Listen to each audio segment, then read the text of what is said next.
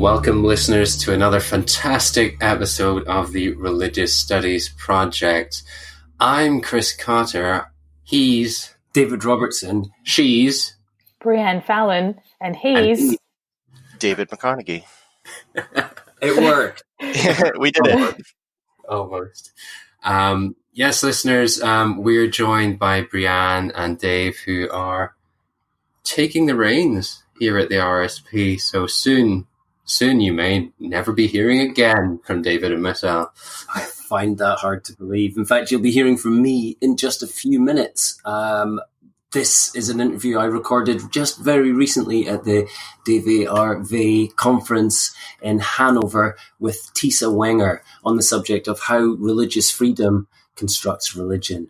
We'll be back after the interview to chat more with Brianne and Dave about who they are, what they're doing, and what might happen with the RSP. But for now, take it away, David. I'm joined today by Tisa Wenger. We're here in Hanover at the DVRV conference. And however, we're going to be not talking about the German context. We're going to be discussing how religious freedom makes religion.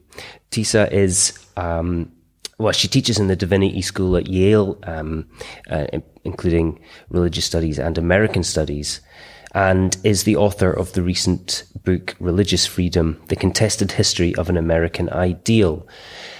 Welcome to the Religious Studies Project, first and foremost. Oh, thank you so much. It's good to be with you. Let's put the book in a little bit of context before we get into a couple of case studies. Tell us how you started working on it. How did your early studies lead you to this subject? Yeah, well, I'll try to keep it relatively brief instead of giving a full intellectual autobiography. But so my first book, which is based on my dissertation, was called We Have a Religion, the 1920s Pueblo Indian Dance Controversy and American Religious Freedom. I started that book not by thinking about religious freedom, but by thinking about race, American colonialism, and the category of religion. And when I wanted to make an intervention into the kind of religious studies conversation about to what extent is the category of religion a colonial imposition in various contexts, and I wanted to talk about that in relation to Native Americans, and for a variety of reasons ended up looking at the American Southwest and the Pueblo Indians in New Mexico, and argued in that book that that Pueblo Indians only began really to contextualize their traditions as religion in the 1920s in order to make an argument for religious freedom. And so that's how I got to religious freedom, kind of like through the back door, so to speak. And when I finished that book, I wanted to put a similar set of questions on a much broader historical stage. So I was asking, who's invoking the idea of religious freedom, and what kinds of cultural and political work does it do? And in particular, in kind of imperial contexts, colonial contexts, and in relation to racial formation in the United States. Mm-hmm. So the set of arguments that you didn't hear me talk about today have to do with race and the way race is shaped in America, in kind of co-constituted with religion. And so I'm arguing in various other examples about how race and religion are co-constituted. But I was interested initially in this question of how religious freedom shapes or produces religion. When different sort of social and cultural formations come to be conceptualized as religion, and how the category of religion is formed in that process. And so part of what I'm arguing in the book is that religious freedom disputes do important political and cultural work in that way, in shaping what is religion. Yeah, right. And that, for me, is a very interesting aspect of your work. We're very familiar with the kind of human rights approach to this, this issue of, how do we represent religions in the law, and how do we deal with religious freedom and these kind of ideas, all of which, of course, sort of assume this thing which needs to be represented. Whereas your argument is more subtle. So if I'm understanding, it's essentially that the category of religion is almost created in these legal negotiations about how we represent and recognize religions in the law, especially in a sort of colonial context. Is that what, have I got that correct? Yeah, that's exactly right. And but I would say that in most cases, it's not being created out of nothing, right? Mm-hmm. Yeah, of course. Yeah. In most religious freedom controversies that we see, of course, the category of religion already was present and being used by people, but it is recreated and reshaped all the time. And in some cases, I think particularly in colonial contexts, you can see where local people, colonized people, start to use it for themselves for the first time, or pretty much for the first time, right?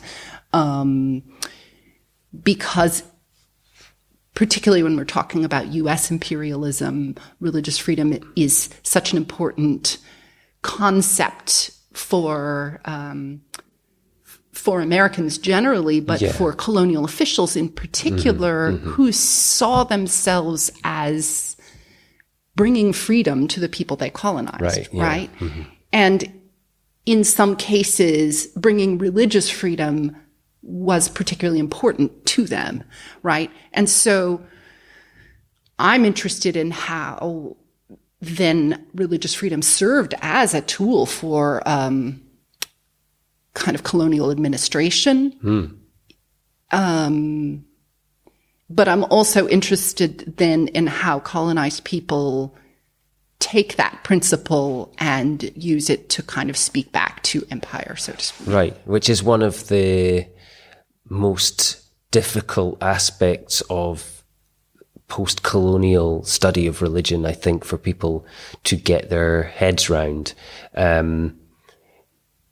is that it's a process of, there's a two-way process. It's not simply the baddies making the goodies behave in a certain way, but the category is reshaped, reconstituted, and sustained in that dialogue where it is imposed in certain legal contexts, but then it's also used by the people being colonized. Yes. As an act of legitimization, yeah? Yeah, exactly. So in the Native American case, and I can point to lots of specific examples, in my work on the Pueblo Indians and the piece of my book that you heard me present on today about Ojibwe Indians in Minnesota, right? In both cases, you see U.S. government officials with the Bureau of Indian Affairs delegitimizing indigenous traditions by categorizing them as superstitious, heathenish, pagan, right? And indigenous people who really in their own languages and ways of structuring they had their own ways of structuring their societies, right? But those ways of structuring their societies didn't really include anything equivalent or to the category of religion as Americans understood it at the time. Yeah. But they start to conceive of those traditions as religion in order to argue back against the categorization of themselves as heathen, savage, pagan, etc. Right? Yeah. So this is why I titled my first book, We Have a Religion. This was a quote from a Pueblo Indian petition to the Superintendent of Indian Affairs saying, we also have a religion, you know.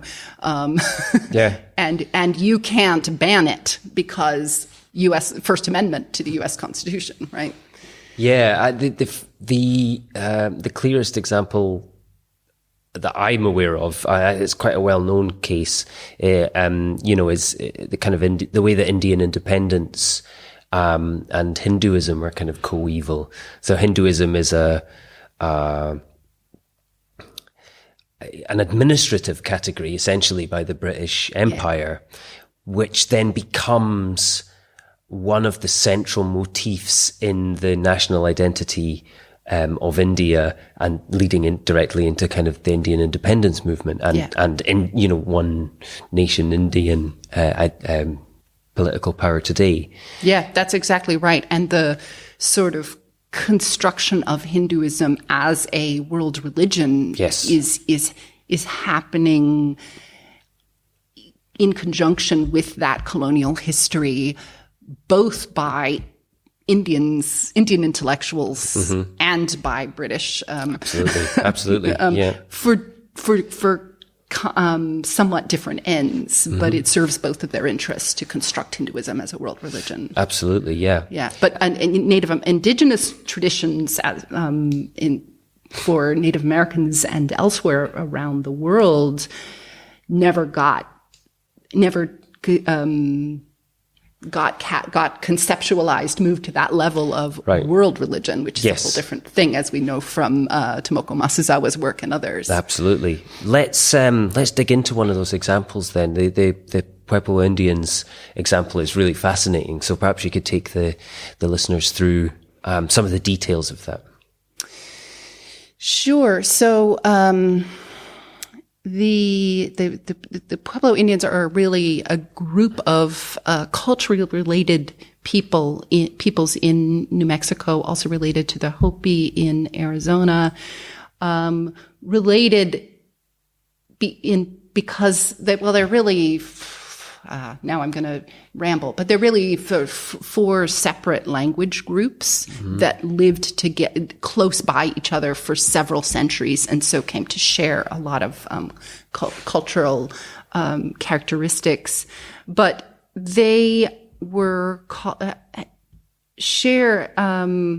colonized by Spain early on, as part of the kind of northern, expansion of New Spain up into what is now the southwestern United States. And that was hugely influential in shaping who the Pueblo Indians were by the time the United States arrived in the region after the Spanish-American War in 1848. And most of the Pueblo communities, although not all of them, became Catholic under Spanish rule, and were pretty bilingual in Spanish and in indigenous Tewa and Tewa languages, and they in the kind of Spanish uses of religion were conceived of Catholicism as their religion. So it's not that they weren't familiar with the category of religion, but were under Spanish law, let's just say, and in the kind of Mexico, in the Mexican New Spain and then independent Mexico, there was no legal advantage because there was no religious freedom guarantee to conceptualizing indigenous practices as religion. So they had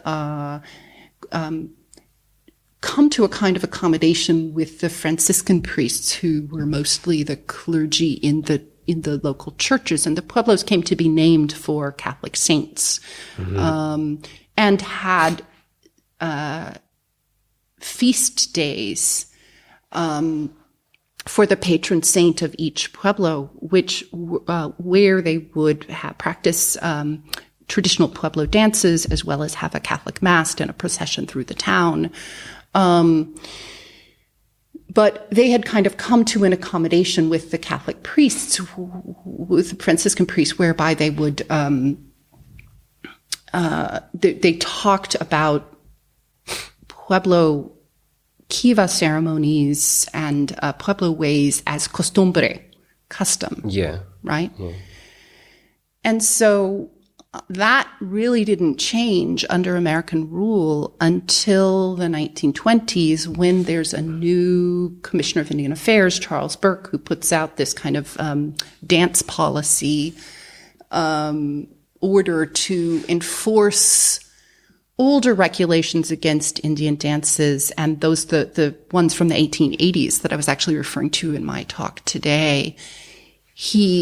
Charles Burke in the 1920s tries to reinforce those regulations. Just in a sentence or two, tell us what they are, because the listener won't have... Right. So there was and these are not laws passed by Congress, right? They're more bureaucratic regulations. I see. Yeah. Within the Bureau of Indian Affairs is nested under the Department of the Interior, and the Commissioner of Indian Affairs is in charge of the Bureau of Indian Affairs, and he had immense sort of executive power to regulate. And so this Court of Indian Offenses was created by the Commissioner of Indian Affairs as a way to try to, I'm sorry, I'm not being very brief here, but it doesn't, no, this is relevant. Good. This is good. As a way to, again, a kind of tutelary regime, right? A way to instruct Indians, and this is done in a very patronizing way. So I'm kind of echoing the patronizing language that was used to instruct Indians in the way, in civilization and in, the law. So the agents would appoint a kind of more quote unquote progressive Indian. Yes. To be the judge of the Court of Indian Affairs. But part of what there were kind of regulations, or there were a list of, quote, Indian offenses, and nowhere in this, in the documents extant from the time, or in the regulations that were written up by the commissioner, was this referred to as religion. But it later came to be called the Religious Crimes Code. Yeah. And, but the Indian offenses that were listed in this code, were heathenish rites, the arts of the conjurer, the medicine man, et cetera, right? And so, Native people could be and were fined and imprisoned for practicing the arts of the conjurer, or participating in certain kinds of dances that were specified to be banned. But that had not, for various reasons, the U.S. kind of control over Pueblo Indians was not nearly so strong in that period in the late 19th century, and it hadn't really been enforced against the Pueblo Indians ever. And I don't need to take the time to go into the reasons for that, but in the 1920s, actually sparked in part by a expose of Pueblo ceremonies, in which those ceremonies were depicted as sexually lascivious and immoral by missionaries and missionary-minded government agents who were really, I think it's safe to say, completely misinterpreting and misreading and those ceremonies. It's a common way of representing any barbarous religion anyway, isn't it? Correct. So Charles Burke's new kind of regulations on dances that were really just trying to reinforce some of the earlier regulations from the 1880s, were sparked by a controversy over Pueblo Indian dances. And so they were very much at the focus of the controversy that ensued. In the meantime, there were kind of a group of Boasian anthropologists and sort of modernist artists and writers who had settled in New Mexico, in Taos and Santa Fe, and who were starting to really romanticize the Pueblos as ideal primitives, quote unquote, right? And so some of those people also leapt to the defense of the Pueblos. And but Pueblo leaders themselves resisted the government's oppression by saying, you can't do this. Our traditions are religion, and they're recategorizing their traditions as religion was aided by the anthropologists and artists who were also starting to do the same thing, right? In a kind of celebration of, quote, primitive religion, way. So that's what happened. And then it was a pretty big public controversy. I mean, with articles in lots of national magazines and newspapers and such about the Pueblos. And one of the people who was centrally involved was John Collier, who at the time had just become the head of a new reform association called the American Indian Defense Association, and he was becoming one of the biggest gadflies against BIA assimilationist policies. And then later under Franklin Delano Roosevelt with the New Deal, Collier was appointed as Commissioner of Indian Affairs, which was a huge overturn. And he reversed some of these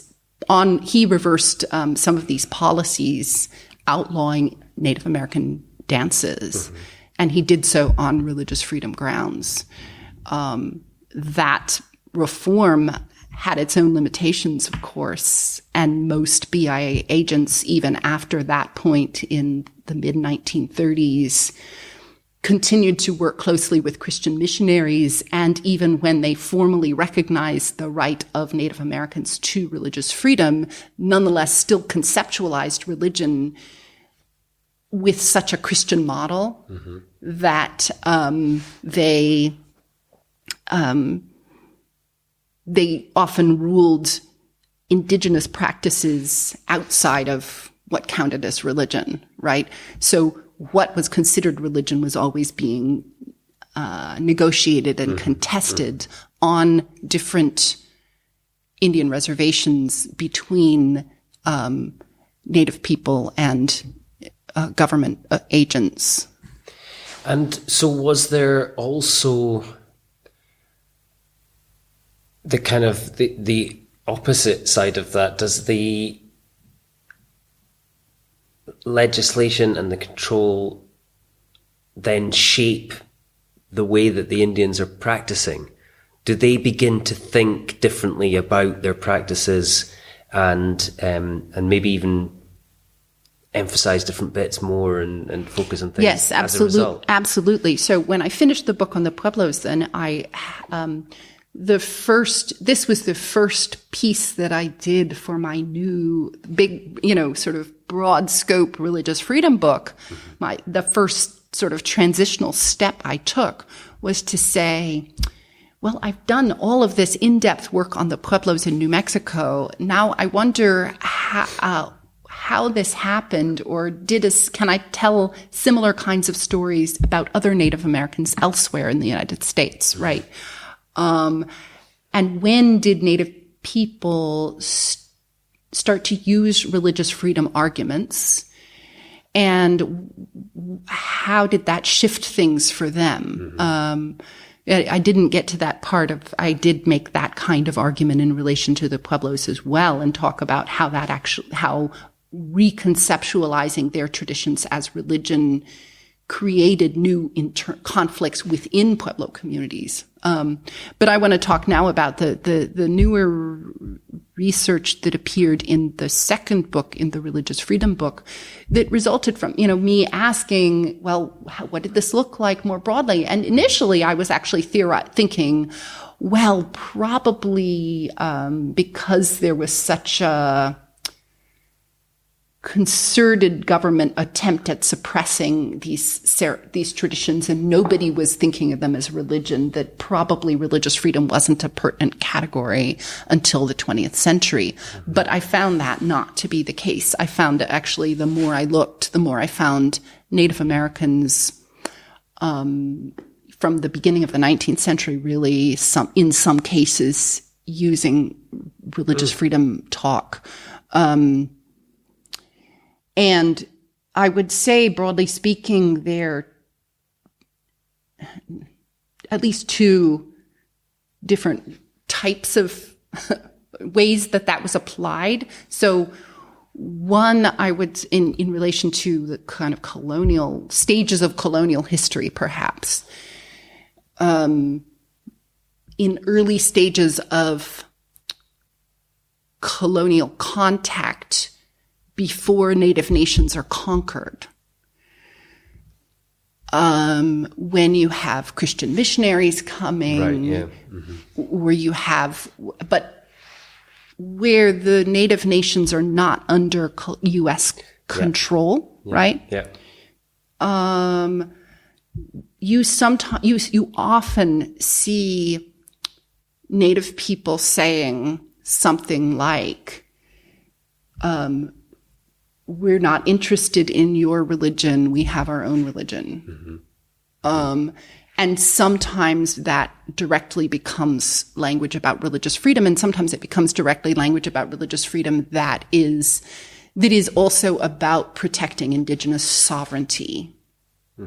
In a kind of collective way. Our people have our own ways, and you can't take our land, you can't take our, and religious freedom was part of that, but it's not a religious freedom that is appealing to the U.S. Constitution, because they're not under the U.S. Constitution, right? They don't see themselves as being governed by the United States. Yeah, and there's maybe less of a separate. It's maybe not to do with, freedom of religion and the role of the secular. They're more thinking in the terms of religion as customs and that kind of. Yeah, they're using religion talk, but in a way where it's very integrated. The way that they're So but then after Native Americans are conquered, essentially, right? And that happens at different times in different parts of the country and for different Native nations. But by the late 19th century, by the 1880s, really overwhelmingly Native Americans have been conquered and have been restricted to reservations, and there are now new policies that are being implemented, and the Court of Indian Offenses that I was describing earlier is part of that period of a kind of newly heightened effort at administrative control. And that's when, immediately, right in that period, you start to see Native Americans on reservations resisting the suppression of indigenous practices and what sometimes Native people refer to as their doings, or right, ceremonies, dances, all kinds of practices that medicine, healing practices, start to refer to some of them as religion, specifically in order to make religious freedom arguments. And that started to happen in the 1880s. It accelerated with the peyote movement and the suppression of the peyote movement. And I kind of trace that history in the book. But you see, and actually the peyote movement is a really interesting case in regards to what the question you were asking about how that shifts indigenous traditions, because I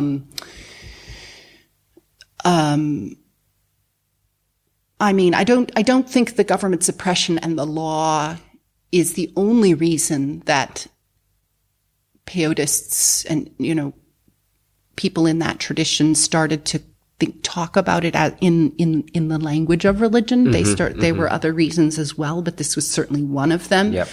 But what is very clear is that peyote leaders and practitioners, structurally the movement shifts towards a more, what we might call a kind of Protestant model, certainly a Christian model for what counts as religion, in order to make religious freedom arguments in the courts and in congressional hearings and before state legislators, and that happened in various places. But there's the incorporation of the Native American church, right? That happened, which there was an anthropologist, James Mooney, who helped with that process, and so and the Native American church, again, peyote ceremonies were, for various reasons, borrowing from Christianity, and some of the peyote movements began to see themselves as Christian. But the fact that being Christian helped with a religious freedom argument meant that those groups had a boost, right? So there's a kind of incomplete Christianization of the peyote movement and the Native American church that isn't entirely caused by the need to resist government suppression and make religious freedom arguments, but is certainly encouraged and accelerated by it. Right. And so, peyote is called the sacrament. Again and again, you see Indians trying to argue, against legislation and suppression that is also in the climate of the prohibitionist period, right? When there's a huge campaign against drugs and alcohol, and particularly alcohol, right? So there were crusaders who were employed by the Bureau of Indian Affairs to stamp out the alcohol trade among Indians, and the peyote became kind of classified as a dangerous drug, right, yes, alongside alcohol, and so the Bureau of Indian Affairs talked about peyote and the peyote as a cloak for drug dealers, right? That they're just to the way that cannabis became. I mean, they're pretending to be religious in order to kind of peddle drugs, right? And so, in order to combat that kind of, suppression and denigration, peyote leaders would emphasize the kind of positive moral effects of peyote practice and peyote worship, and talk about the sacrament and talk about the church, right? And so that was very much a necessary strategy for them, and I don't see it again. I don't see it only as a strategy, but it was certainly accelerated by that. Yeah, and we've on the RSP, we've talked a few times. We've been talking about it over the last week here as well. That all of these categories, religion, race, the secular, human rights, they're all part of an interlocking system. So, it's not just the one thing that affects the way that religion is constructed, right, but it's part of a larger system in which those are the building blocks we're working with. Right. So you remind me in saying that, the point I was making in the talk I gave earlier today about how religious secular distinctions are even produced in some Native American societies in this process, because what I found was, this was the part I didn't quite get to in my earlier answer, but what I found was that in many Native communities, while religious freedom arguments appeared quite early and many Native leaders are making religious freedom arguments, they also, it's sometimes kind of strategically, tactically, that wasn't the most effective way to convince a particular official, or that to allow them to hold dances. Of course, sometimes dances went on regardless of what the official said, out of their view. But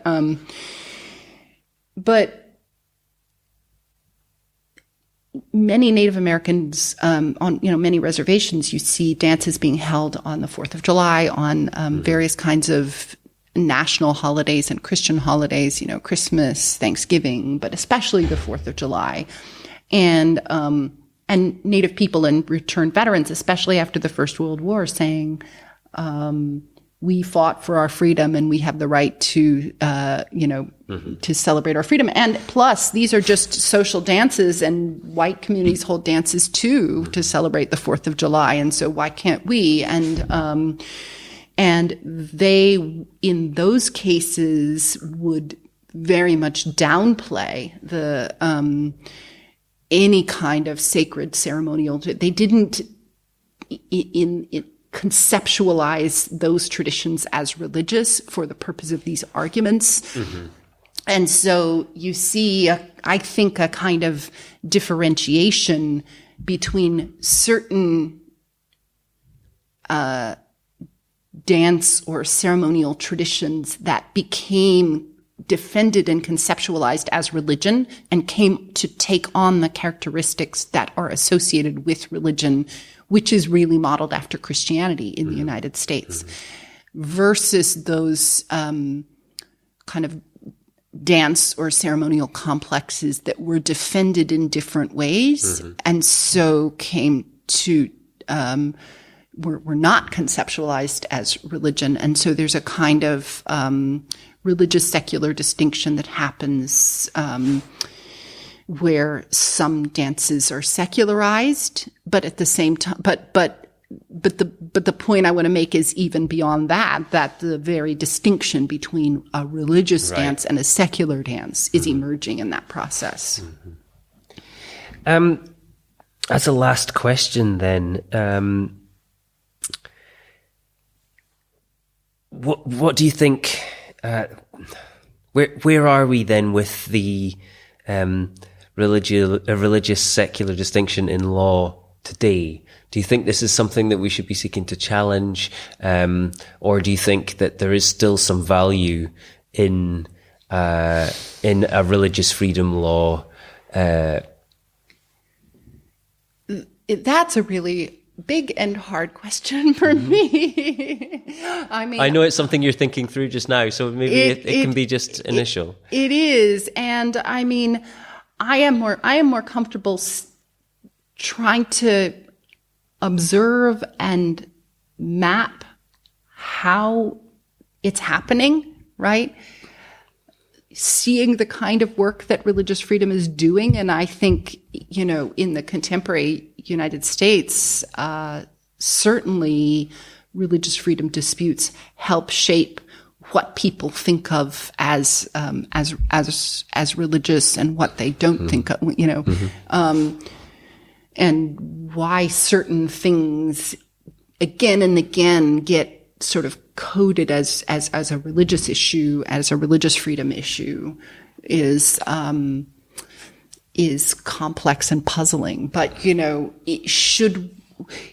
I'm of two minds about the continued utility of religious freedom. And I have always come down on the side that, as kind of muddled and complicated as its history is, that it's a tool that has nonetheless been useful to lots of minority groups. Mm-hmm.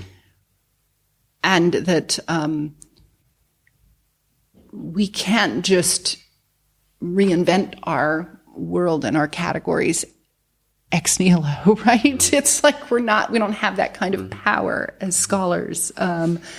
So is it better to try to eliminate religious freedom law? I mean, I don't really think so. I might change my mind about this, you know. Yeah. I think that while seeing how historically constantly negotiated it is, what gets included within the scope of religious freedom, and how that shapes what religion even is in our society, that we're better off pushing for more inclusive, but sometimes also more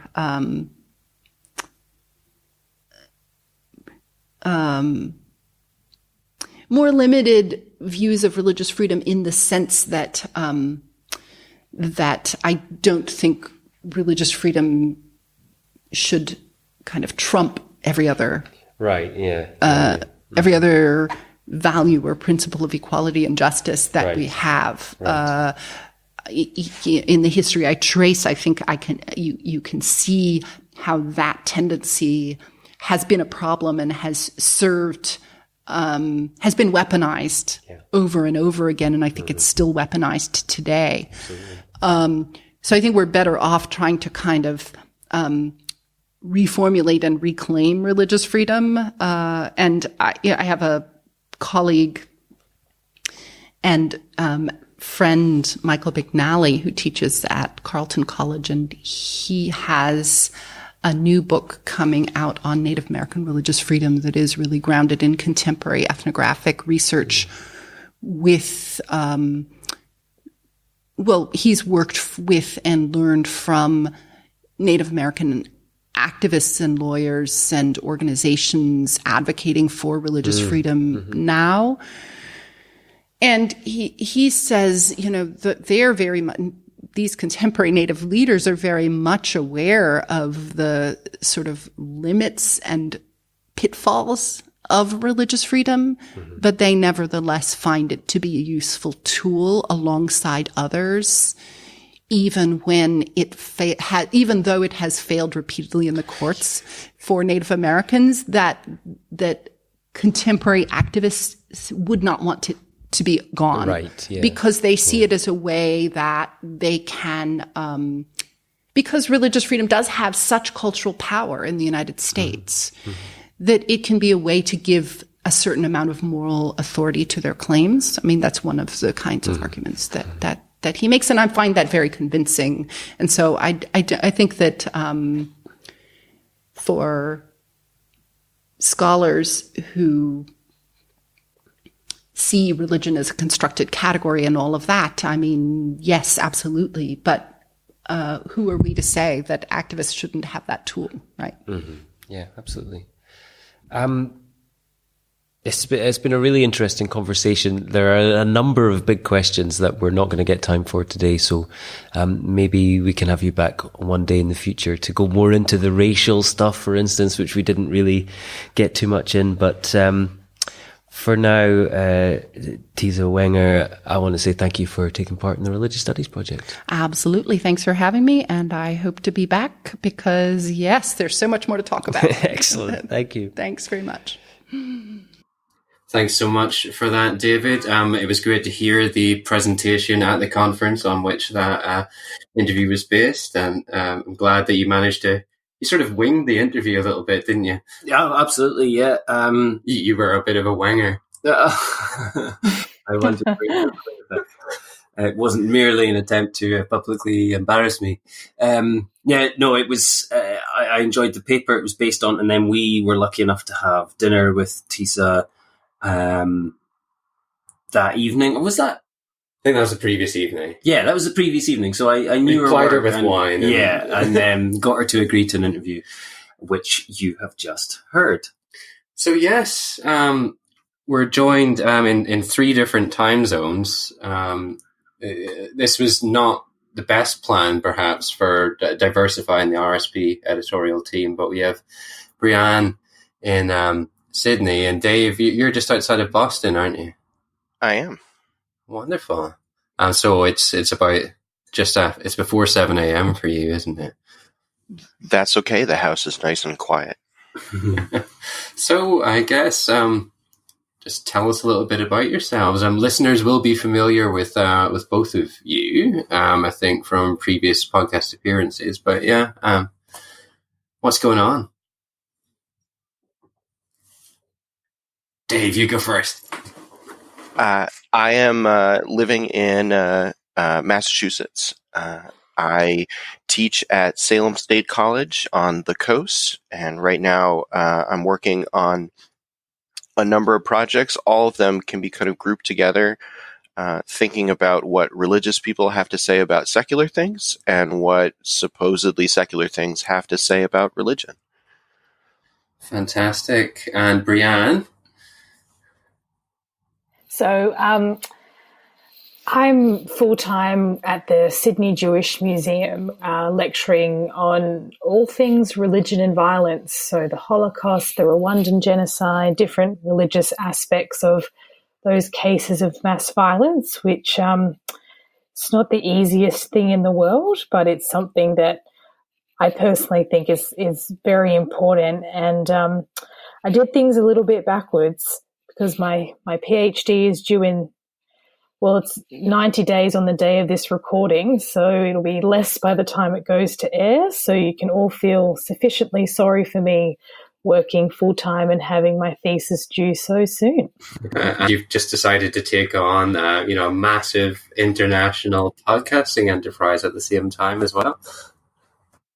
Yeah, glutton for punishment. So ambitious. Fantastic. So our hope is that over the coming weeks and months, as the RSP output is going to become so much less the David and Chris show and take on a much more Dave and Brianne flavor. Do you have any thoughts personally, both of you, on how you're planning to shake things up, how you're going to wrest control away from us too? Well, I really loved the idea of sort of expanding the RSP more into the sort of notion of school curricula and having podcasts that are more directed towards helping teachers in the classroom talk about all the things that we love to talk about, and giving them the tools to talk about them in nuanced and critical ways. So I would really love to see almost a separate section of the website where we have those resources, some of which we've probably already created, and just tapping into a whole new pool of listeners, but also, getting young people, passionate about religious studies and more people who can fight us for our jobs later. Absolutely. That was so well said. I think the one thing I'd add too is that I think this may be the 300th podcast today, this time that you just heard. And I'd really like listeners to be able to take advantage of more of the resources that are already on the site with so many responses and so many podcasts already. I think we have a real opportunity to present all the things that the team has created over the last almost 10 years. And really share those as widely as we can. Yeah, absolutely. And having new editors on board is going to help spread some of the day-to-day or week-to-week work of getting the podcasts out, and allow us to collectively put our attention to these broader initiatives, which are, as you say, vitally important to the future of the project and consolidating what we've done so far.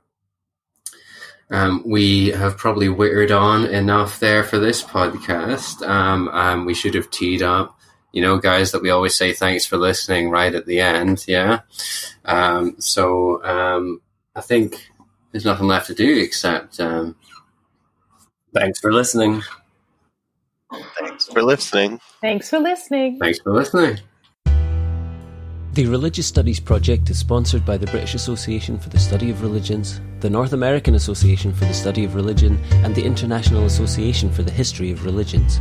The Religious Studies Project is produced by the Religious Studies Project Association, SCIO, a Scottish charitable incorporated organisation, charity number SC047750. Brought to you by editors Brianne Fallon and David McConaughey, and founding editors Chris Cotter, that's me, and David Robertson, that's him. Our features are edited by Rebecca Barrett-Fox, with marketing managed by Benjamin Marcus. Our Opportunities Digest managed by Ella Buck, podcast transcription by Helen Bradstock, and social media managed by Ray Radford. Don't forget, you can support the project by using our amazon.com.co.uk and .ca links, or donating at patreon.com/projectrs. And you can find us on Facebook, Twitter, YouTube, iTunes, and other portals. Thanks for listening.